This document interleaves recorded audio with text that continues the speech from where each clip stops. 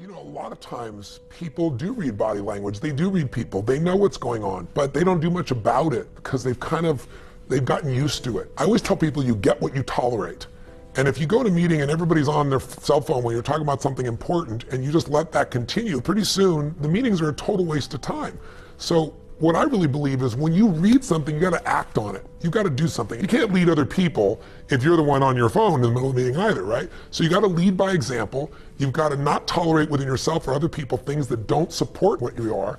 And you've got to, when you see there's a challenge, when you see there's something that's not congruent, they're saying one thing and they're feeling another, you got to meta-comment, say, tell me more, what's really going on? If you get in the habit of doing that, then you're never going to be bored in a business meeting again, first of all. People get bored because people are just saying the same things over and over again. They're managing their business, they're managing their life, they're not innovating, they're not creating, they're not digging deep, they're not pushing each other. When you get a culture of people, and all it takes is one, where a leader steps in and they will not settle for a half-assed answer, and they can be playful, they can be funny, they can be warm, they can be direct, they can be crazy about it, but they keep probing, you're gonna get to what's real. And when you get to what's real, that's when you start creating breakthroughs in business and in life. There is another level. The only reason you keep saying there isn't is you feel so exhausted about where you are. But life, the universe, or God is just testing you because there is another level. If this is good, giant jump to excellence, giant from good, poor to good to excellence. There's a level where all your dreams are realized. There's a level that you've always dreamed about. It is real. It has not gone away. But it takes that extra burst when you think there's nothing left, there's no way, you've tried everything 10 million times and you keep going. It's almost like God is saying, if you keep hitting this wall enough times, I will see that you will not stop, that you are filled with that level of determination, faith, and courage, and then the door opens and you get to that next level. But what most people don't know is the next level is just 2 millimeters above. And it's called outstanding, ladies and gentlemen, outstanding. What's it called? What's it called? What's it called? Outstanding, magnificent, unstoppable, extraordinary, not excellent. It's a different level. It's a level where you are not one of the best, you are the best. And you know what's amazing? You only have to be 2 millimeters more than everybody else and you get everything. You get the joy, the laughter, the fun, the family, the passion, the economics, the freedom, the spirit. It's all there. What Jerry Maguire called the Quan, baby. All of it. And it's just 2 millimeters above, and most excellent people give up because they're exhausted. And there's some people who go, the harder I hit it, the more I hit it, sooner or later it's going down, I'm not stopping. And when you do that enough, it pops open. This could be the greatest time you ever live if you control what you focus on, if you find a more empowering meaning, and if you decide to model the actions of those who succeeded before you. It can be the best financial time, the best emotional time, the best spiritual time of your life, but you better take control of your state. And if you think you're going to do it just by today, you're wrong. You're going to need to get yourself some rituals. Right now, every one of you in this room is controlled by your rituals. I don't just mean this one. I mean every morning you get up. I know your body. I can look at your body right now, and I can guess your rituals. Some of you, your rituals to work out 5 times a week, I can see it clearly. 4 to 6 times a week, it's obvious. Because you couldn't look like that if you didn't do that. Some form of workout. I don't care if it's walking, lifting, whatever. Some of you, it's obvious that lifting weights is part of it. You can see by that man's muscles. I know what his rituals are. Because your life comes from your rituals. If you don't develop the ritual, you're kidding yourself. How many agree with me on this? Raise your hand, say I. And there are rituals that put you in state, and there are rituals that take you out of state. You have rituals in your relationship. You have rituals with your body.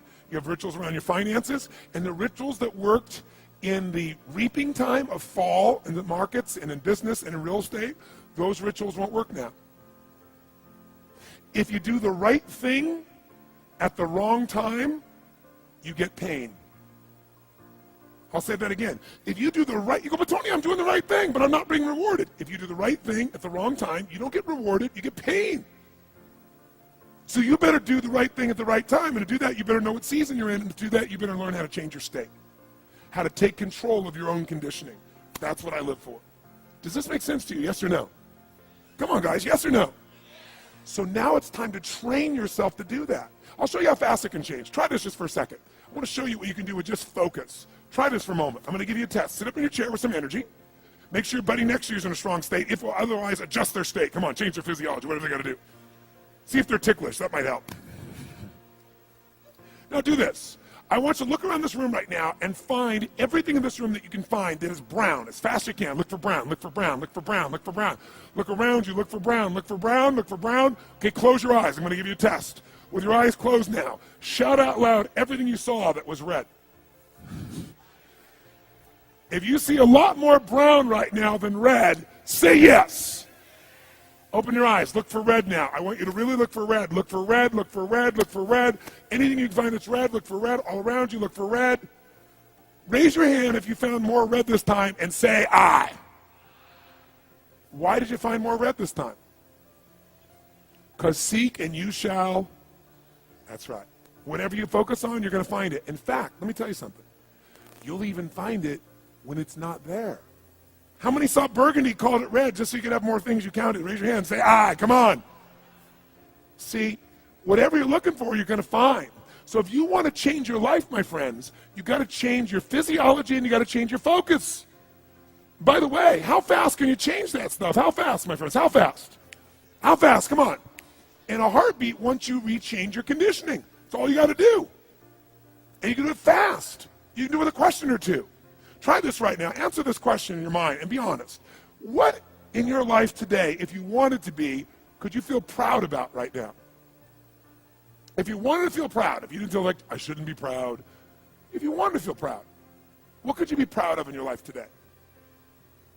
Your children, your health, your body. Is there a problem you faced? Instead of running from it, you finally stepped up and handled it? What could you feel proud of in your life today if you wanted to feel proud?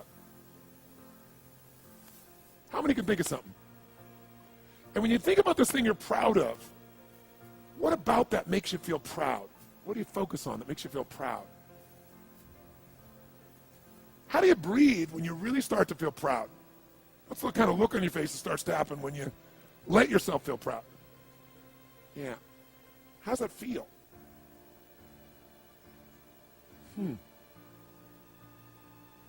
Think of another area of life. Think of an area of life that you're grateful for. Or if you go, I'm not grateful. If you wanted to be grateful, what's an area you could feel grateful for? What could you feel grateful for if you really wanted to feel grateful? How many can think of something you can feel grateful for? Let me see your hands. And what about that are you grateful for? What do you focus on that makes you feel grateful? How does it feel when you're really, truly feeling filled with gratitude?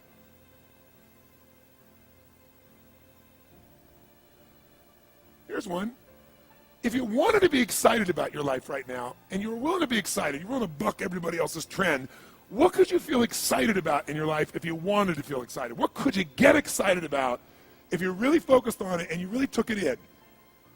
And you weren't in a negative place. What could you get excited about if you wanted to be excited in your life? What could you get excited about? How many of you can think of something you feel excited about right now? Raise your hand. Let me see your hand. Say I.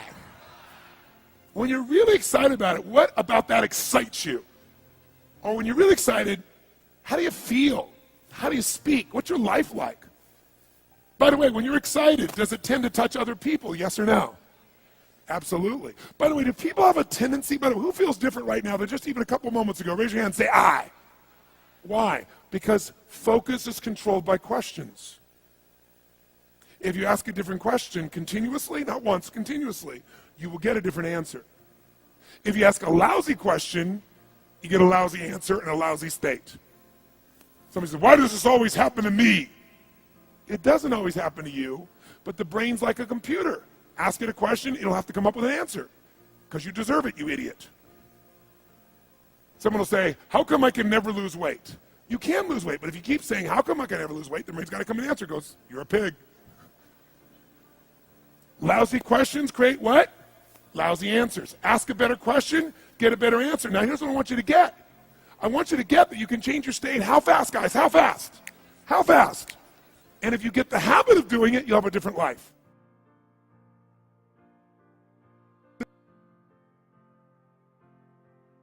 So what we've got to do is make that change in those standards. That's where the shifts happen. It doesn't happen any other place. And I'll give you a very simple example.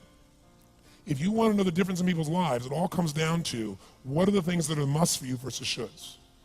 So let me tell you this. We said to have an extraordinary life, you got to have an extraordinary psychology, right?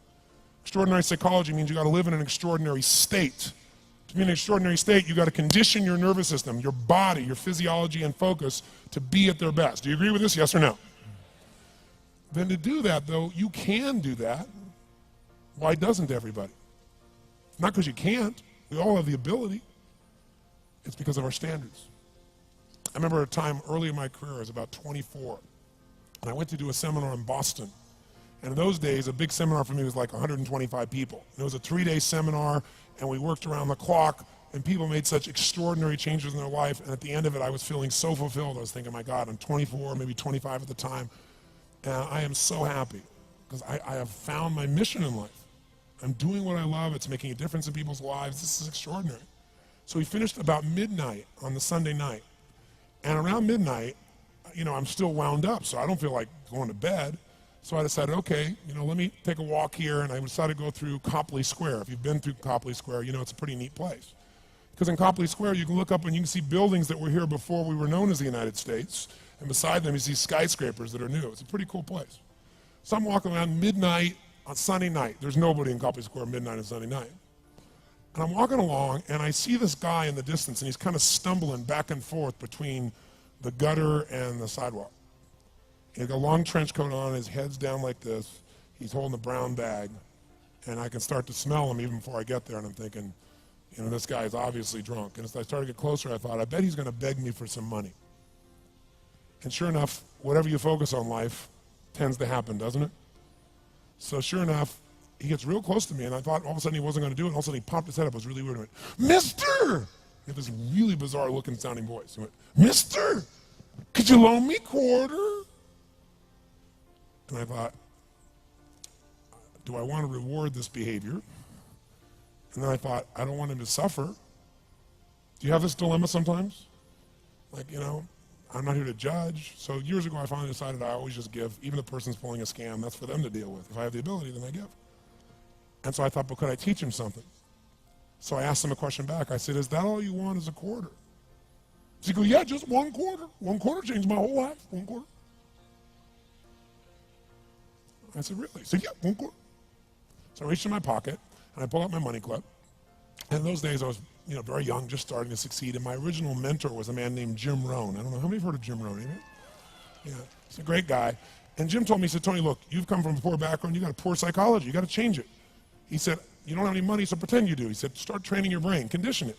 He said, go save all your money, get $300 bills, and put them on the outside of your money clip, even though you only have $5 in between them. So every time you put it out, you'll see that, you'll feel inspired, you'll feel better. He said, and you'll feel better, you'll do better. So I was like, okay. So I did. So I pulled my money clip, and sure enough, I got $300 bills in. I made sure he saw the bills. So I'm tearing through that, right? Looking in between there, see if I can find some change. But I made sure he saw it. Sure enough, he's looking at the $100 bills, checking it out. I find the quarter, I pull it out, take the money, put it in my pocket. I notice he's watching my hand going into the pocket. I took the quarter and I looked at him and I said, sir, life will pay any price you ask of it. And I gave him the quarter. And then something really interesting happened. He took the quarter. He looked at the quarter. He looked at me. He looked at my pocket. He looked back at the quarter, looked at me, looked at my pocket, looked at me again, looked at the quarter, looked at my pocket, looked back at me and said, you're weird. And then he shuffled on off like this, right? And I thought to myself, wow, what's the difference between him and me? I mean, I was 24, 25 at the time, doing what I love most, have my mission in life, and he's in his early 60s, drunk on the street begging for quarters. What's the difference? And I thought, well, maybe God's blessed me because I'm such a good person. I thought, oh, and he's such a bad person, that's such bull. And I thought, wow, maybe the answer to that question is what I just told him. Life will pay whatever price you ask of it. But you know what's interesting? You got to ask intelligently. In the Bible it says, ask and you shall what? Yeah, pretty good formula. You ought to look into it. But you know what? It says, ask and you shall receive, but I'm sure it meant ask intelligently. I'm sure that's what God meant. I'm sure he didn't mean bitch and you will receive. Whine and you will receive. I don't think that was the instruction. Now, if you were going to ask intelligently, there might be 5 elements of that. Number one, you'd have to ask specifically, wouldn't you? You wouldn't ask in a general way. People do it all the time. They go, I want more money. Fine, here's $1, get out of here. Very often you're getting what you're asking for. You're just not aware of how general you're asking. Clarity is power. The more clear you are about exactly what it is you want, the more your brain knows how to get there. Your brain is a servo mechanism. It's like a bomb. Those bombs, those missiles, they have a servo mechanism. So if the target moves, it knows what the target is, it follows it. Your brain, when you condition it, knows exactly what to go for and it'll find a way to get there.